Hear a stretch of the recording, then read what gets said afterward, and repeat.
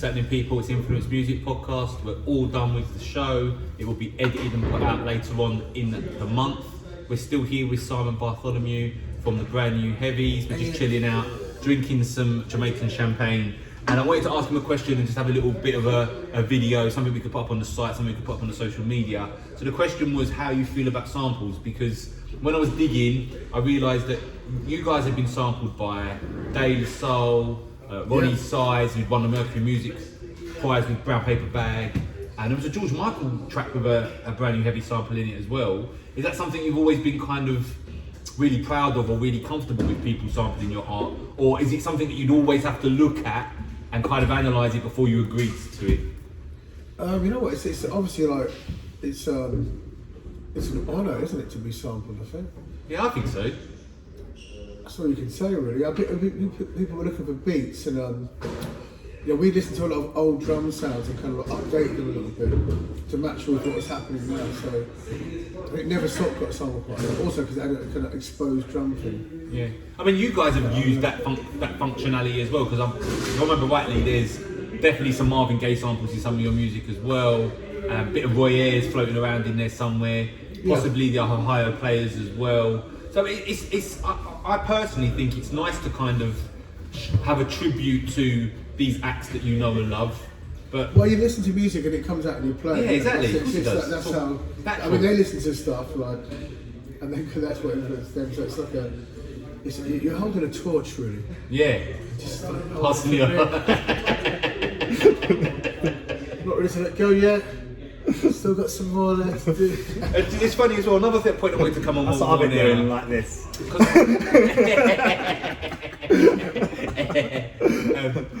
Welcome. I have a torch. You're 92, dude. That's it. It's in keeping, actually. So when we were talking off air before, you were talking about you guys being a heritage band, and I was like, what?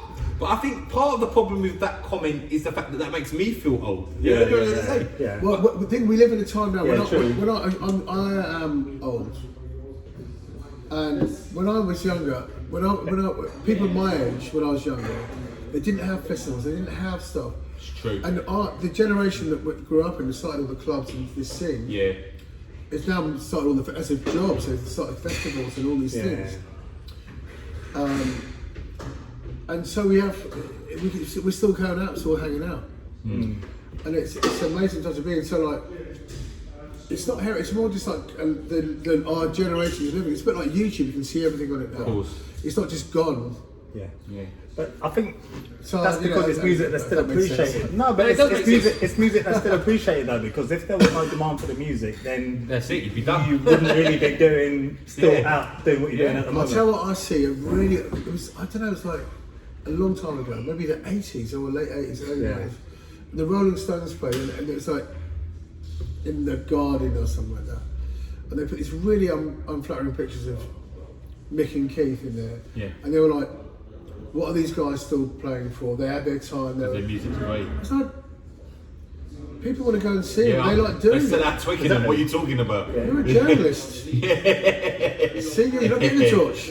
And I just thought, like, that's just a bit of journalism. Yeah, of course it is. It's something to sell. People want to go and see. So, and now we get like parents who went to university, they've got kids, and they want their kids to see good music, or whatever. They still go and see the bands that they listen to, So in that sense, the word heritage is like, well, it's a bit like the word second-hand or vintage with clothes. It's funny because I've got a friend. We used to call it hand-me-downs in my house. And that sounds better, I've got a friend who. I was all about the hand-me-downs. We interviewed on the show Benny V. He's the drummer bass producer, record label owner. Big shout out to you, Benny. And he always said to me, you're too old, is that when you're out and a bird says to you, how old are you? And you reply, how old do you think I am? If you can't actually say what your age is, you have to say to her, how old do you think I am? You're too old. But I think we're all comfortable in who we are now. Exactly. Why can't they just be like me and say 18? But yeah, no, I'll see what you're saying. Well, it is, getting older is a thing. At a certain point in your life, you suddenly stop and go, you look at what you do. You're not moving forward anymore. You sort of look back at what you've done. But do you enjoy that? Because it makes you realise what you've accomplished. I've got more to do, like inside. Yeah. I think us all as humans, as a musician, for me personally, I've got loads of things that I haven't done. It's called loads of ideas and sides of me as a guitarist, even as somebody who holds the guitar as a torch. It represents that for a while, but I haven't put out really. I'm currently getting my solo album mix that I started 34 years ago. It's funny because you were saying the same thing to me about you. Yeah, come on. We're talking about Simon. We're talking about Simon. No. It's about you. The same thing, like that. You've got the same thing that now that we've had this time, that we've had this ability to be at home, that you can explore these. Yeah. Revisit them. Say this is what I need to do now and achieve it. Yeah. But what I will say about people recently, I mean, obviously you're the piece of what you're talking about has been in the making for a while, but I think that a lot of artists who were probably not able to keep on touring and all the rest of it have become really creative in terms of using this time to write. You know, and I think a lot of people have. Yeah, I mean, a lot of people have done better than the Heavies. Like Rasheen Murphy, like put out 3 albums. She's amazing though. Yeah, and I think a lot of people have probably sort of got to the stage. Yeah, but I think a lot of people have got to the stage where they've built like home studios and stuff, haven't they? To get stuff recorded and written and stuff. And amazing, you buy an Apple Mac and it's like you've got Well, that's orchestras and drums. It's not just about the fact that you have the time. It's the fact that now that you have the ability with technology. Exactly. Accessibility makes it easy. It means you just open up and away you go. Yeah. But I've got to say, ain't nothing like going in a room with nothing. Just drummer, bass player, guitar, whatever. Well, and doing that, because that's when my favourite albums of all time all come from that scenario. So those albums that came out of those sessions from Electric Lady Lounge with The Roots and D'Angelo and Erykah Badu and Bilal and all those artists in like what 98, 99, then all those albums came out in the year 2000. Is that it's organic? It's just great musicians getting together, having sessions, and then what came out at the back of that was brilliant. Exactly. You can't beat that. And it can't be replicated. Can't be replicated either. It was just in the moment. In the moment, just raw. And I think it's almost like like Kind of Blue by Miles Davis. And there's an you know it like note by note. And then you hear like the other 2 takes, and you're like, oh my god, it's different every time. Yeah. And really, like, you should really have experienced when it's played, and that's it. That's it. Yeah. Done. Recording it is actually kind of wrong. Has there been an incident? Isn't that fucking that's a weird thing to say? There's my dad told about this jazz guy. One of the first guys, and they said, Buddy Bolden. I think he played the cornet, which is like a hardest to play trumpet. And they said to him, Buddy, they said, I don't know who they are. I love your voices, by the way. Buddy. Maybe like a buddy. Oh, even without the story, I wanted to say that voice again. But anyway, they said like, do you want to make a record to him? Yeah. Shut up. And he said no, because everyone will copy my style. Yeah, that's it. Someone else has got it. Have you ever experienced obviously, that? this is the time when there's no records around and stuff. When the brand new Heavies have done something and you revisited it and was like, it was so better when we did it first organically. Now we've come back to it like we're spoiling it. Something's missing. Oh yeah, that happens. Yeah, so you can overcook stuff. I mean, we don't actually rehearse that much. And one of the great things about the Heavies show is a tour coming up. We'll finish a number and like Andy often just starts a new groove up. And that's fantastic because it's like not just someone with our earphones and it's you've got to do that. And it also shows and we can extend bits and your talent and what you're capable of. And that's what's exciting about doing it. And I think watching it, the theatre, like the edge, the edginess of like that.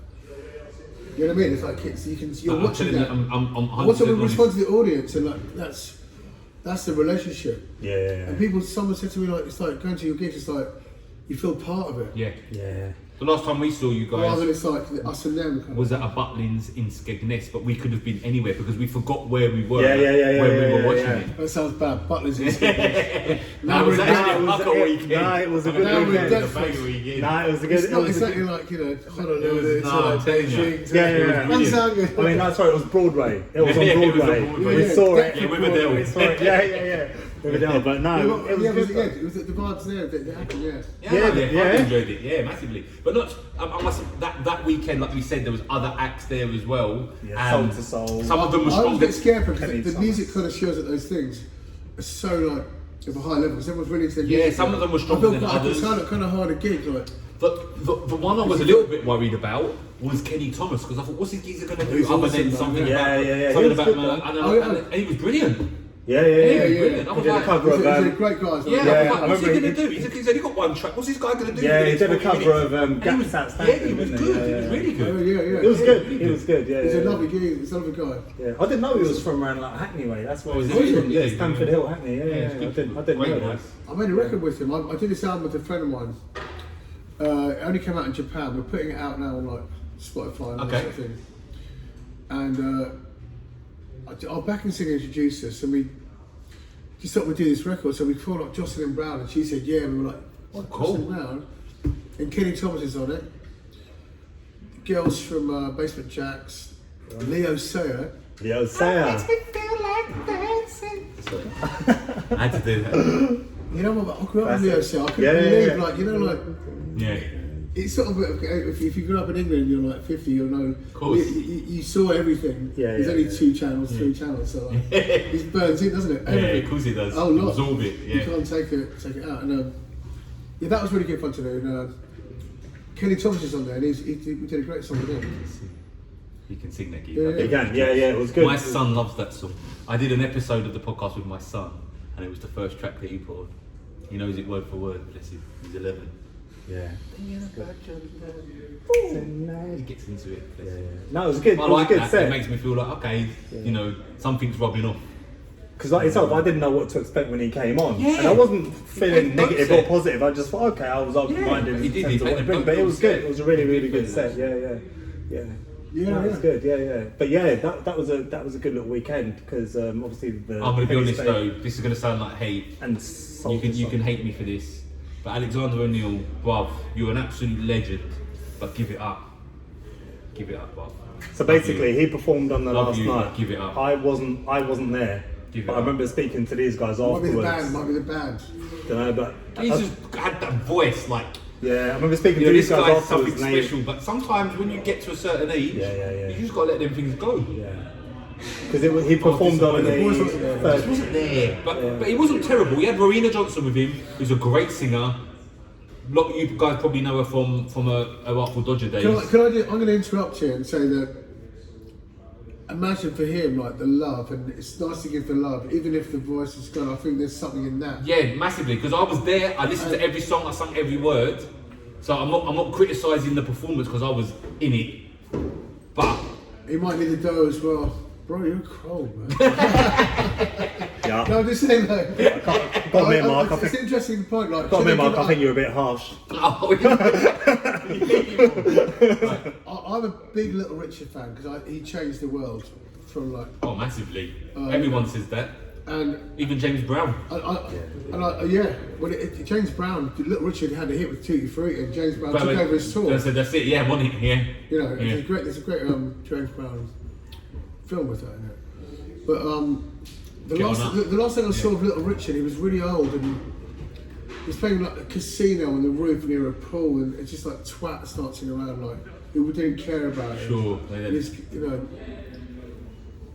but that guy's just brilliant. Legendary status. Yeah. And it's so funny as well. So camp. One of the clips I've watched the most. If you've got the YouTube on your internet, fax this into it. Little Richard on Jimi Hendrix.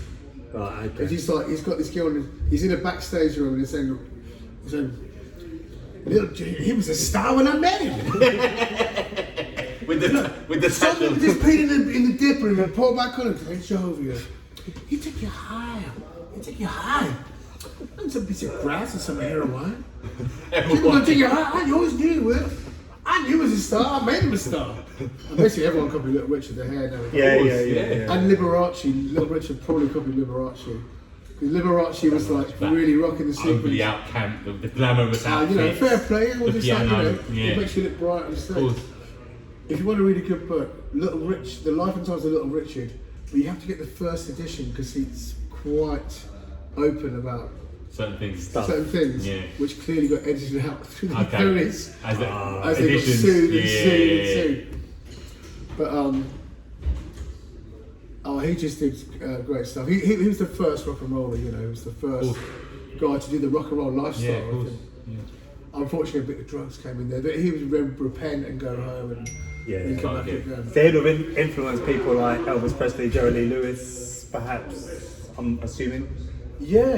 That's all the similar time, isn't it? Yeah, okay. I don't know. Everything it's all that came quite close. after, really, like from that whole funk movement, came off the back of Little Richard doing what he did, James Brown then doing what he did, and then deciding that I need to alter the sound a little bit, and then the back of that all came from Little Richard. Yeah, because like I say, Little Richard and James Brown. I think like Little Richard did have a hit, and like I say, James Brown was in a band in the time when he first saw and then Little Richard. James Brown took over his tour, singing Little Richard songs and filling in for him. To fulfill the tour or something like that. Yeah. And then later on down the line, he had And you James. I'm a James bitch. Oh, I'm a James bitch. But you can see like you know James Brown had the Pompadour. That's like Yeah. Did you ever get to see any of them live? So people like James Brown, Little Richard. yeah, we supported James Brown, man, at Wembley Stadium. Wembley Stadium. Yeah. Wow. And we were sound checking. He came up behind us, like was singing in the back. He was like, nodding. We all shook his hand. He was singing the band. We were just jamming. Sound check. God, wow. Was it the one show at Wembley Stadium, or did he have a bit of a I run-off think show? we did a couple of shows with him. Maybe like Living in America at all. Yeah. But yeah, it just started Awesome. incredible. It doesn't matter if we met him or not. It's still just like there's so much great stuff of him doing the funk on Soul Train and all this stuff. And his band, when they wrote all the music, they didn't get credit for it. It's the band that really did the arrangements and the guitar licks and the bass lines and where Bootsy Collins started and stuff. Yeah. So, out of interest, what did obviously your family would have known what music you were into whilst growing up and your music taste and all the rest of it. What did they kind of think of you when you started doing what you were doing, as well as perhaps playing with some of your icons sometimes? So, for example, what would your, I don't know, sister, brother, or mum thought when you were supporting James Brown? Did they sort of like give you a lot of? You know, I don't know, not really. Like, Okay. I don't remember ever being. You know, I guess when you got brothers and stuff, they kind of like do that with people. Yeah. But you know, I think you know they came to see the band. Yeah. And I'll never forget because I think they were standing next to someone and they were sitting on the floor. And they said, we've been to America before this for the first time, and I found this little orange suit. It was like cowboy suits. They had flares. I was always trying to find flares. It's hard to find decent, nicely tailored flares. And someone said, stand up, there's a guy wearing orange flares on stage. And so, put the clothes on, guys. If you want to, like Genesis, put the fox's head on. Wear a dress. Stick on some orange flares, get some attention, you know what I mean? God, yeah. All good. You want to wrap up? Yeah. Yeah, where are you heading back now? Where are you heading back to? I've got to get back to Essex, pick up them kids. Oh, really? But I'd like to thank you again. Thank Mark for hooking this all up. Yeah, It's been thank you emotional. all for And as soon as you're back playing live music, let us know wherever it is, because it's my thing. I'd love to come watch you perform massively. Yeah. Get my two-step on. Get the two-step on. Two-step on, baby, all night long. All night long. Thank you very much, listener. Hope you've enjoyed this video. Take care.